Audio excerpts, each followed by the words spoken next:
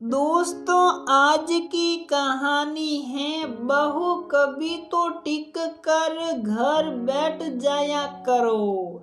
दोस्तों, कहानी शुरू करने से पहले अगर आपने हमारे चैनल को सब्सक्राइब नहीं किया है तो सब्सक्राइब कर लीजिए ताकि आपके पास पहुंचे हर नया वीडियो। मौसम बहुत सुहाना था। दोपहर खूब तेज बारिश के बाद पुनः धूप निकल आई थी। सारिका तो ऐसे मौसम की दीवानी थी। बचपन से ही उसे बरसात के बाद निकली धूप में घूमना बहुत पसंद था। वातावरण से आती हुई वो सौंधी सौंधी मिट्टी की खुशबू उसको बहुत पसंद थी। पेड़ पौधों पर पानी की बौछार से सारा वातावरण धुला धुला उसे बचपन से बहुत अच्छा लगता था। जट अपने बाबा का हाथ पकड़कर घूमने निकल जाती थी। सारिका के विवाह को मात्र 4 महीने ही हुए थे।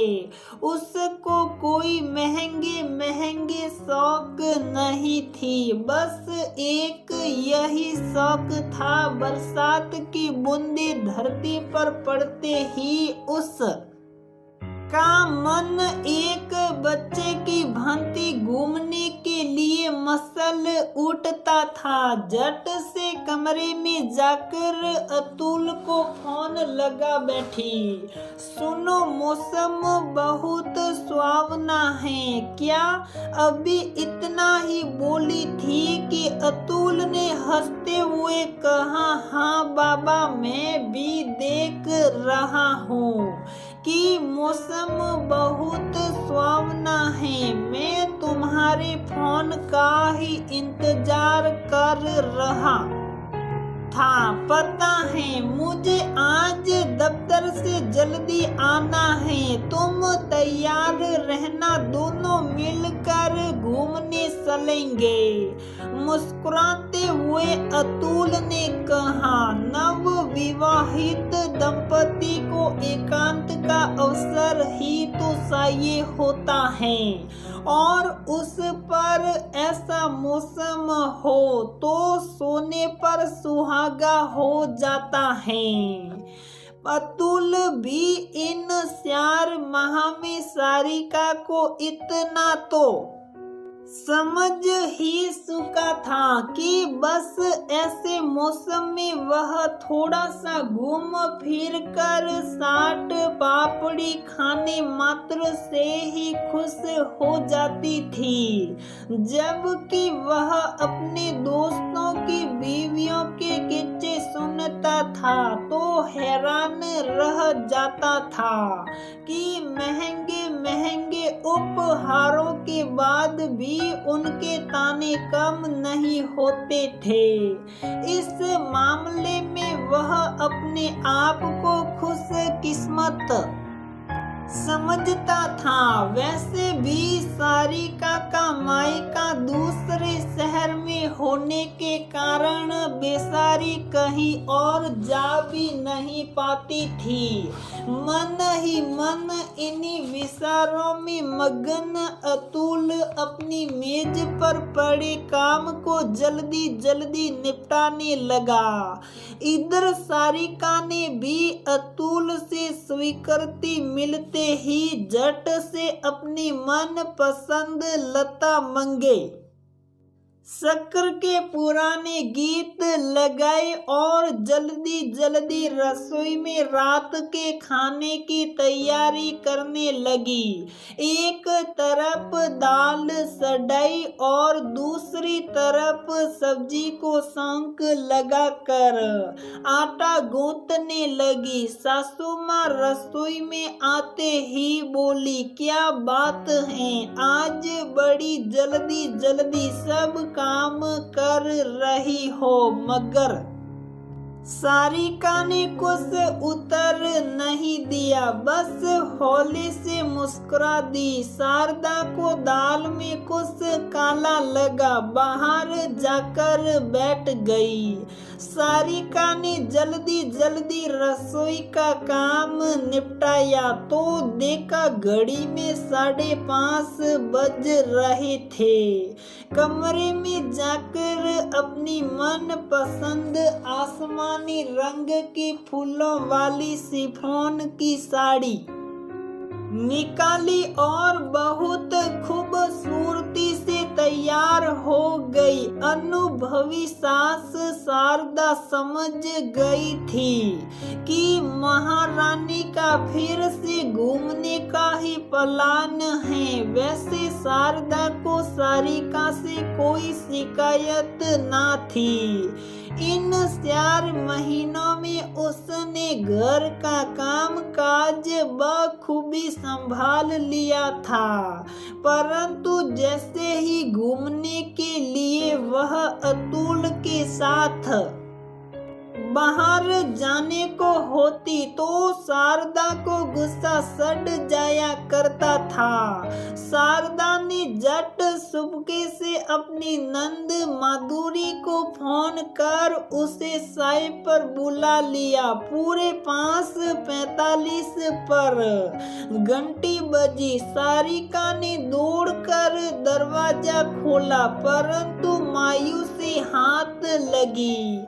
सामने अतुल की जगह उसकी बुआ सास माधुरी, जो उनके घर से 2 गली छोड़कर ही रहती थी। उन्हें अचानक आया देखकर सारिका हैरान थी। अभी सब के लिए चाय की ट्रे लाकर रखी ही थी कि 6 बजते ही अतुल आ गया। अतुल को देखते ही शारदा ने पूछा, क्या बात है, आज बहुत जल्दी घर आ गया?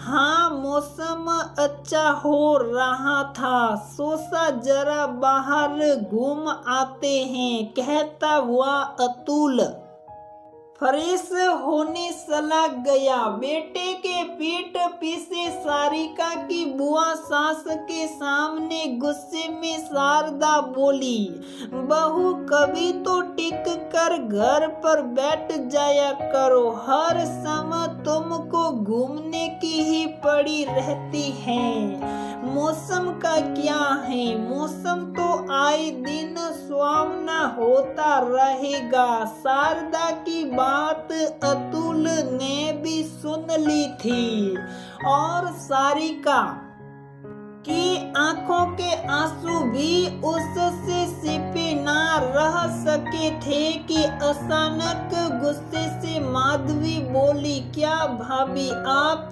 बिना सब भूल गई? जब आप अपने समय में कितना घूमने जाया करती थी। जाओ बच्चों, तुम भी जाओ घूमने, यही तो दिन होते हैं मौज मस्ती के। तुम्हें क्या पता कि तुम्हारी ससुर और सास को कितना घूमने का शौक था, और मेरी माँ तो खुद इन दोनों को घूमने के लिए भेजा करती थी। याद है ना शारदा, भाभी माँ कहा करती थी कि यही शुरू के तो दिन होते हैं, उसके बाद बाल बच्चे होने के बाद तो इंसान घर गृहस्थी में डूब जाता है।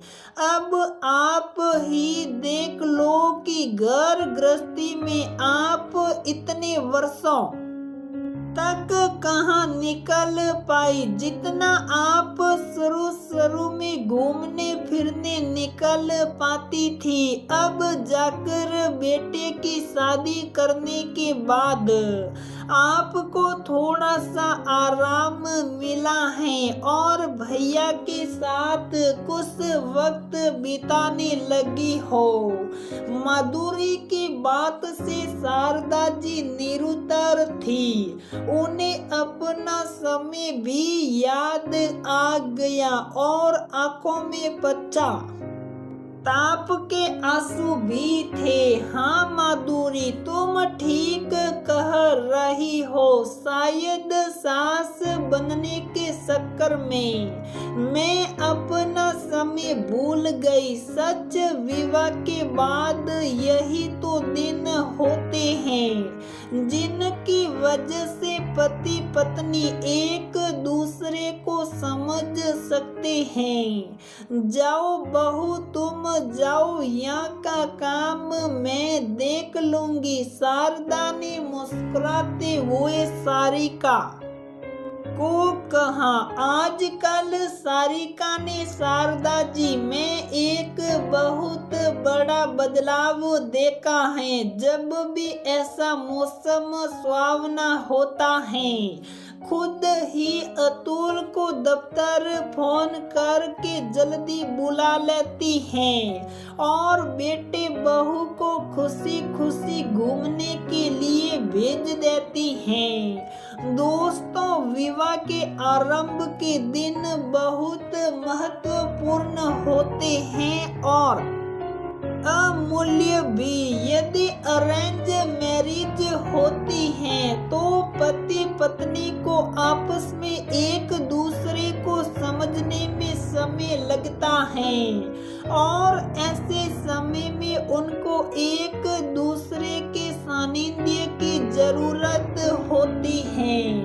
ऐसे समय में जिस प्रकार घर के बेटा बहू अपने बुजुर्गों की इज्जत का मान रखते हैं, उसी प्रकार घर के बुजुर्ग अपने बच्चों को भी उनके खूबसूरत प्यार भरे लम्हों को, उनकी यादों को संजोने देना चाहिए।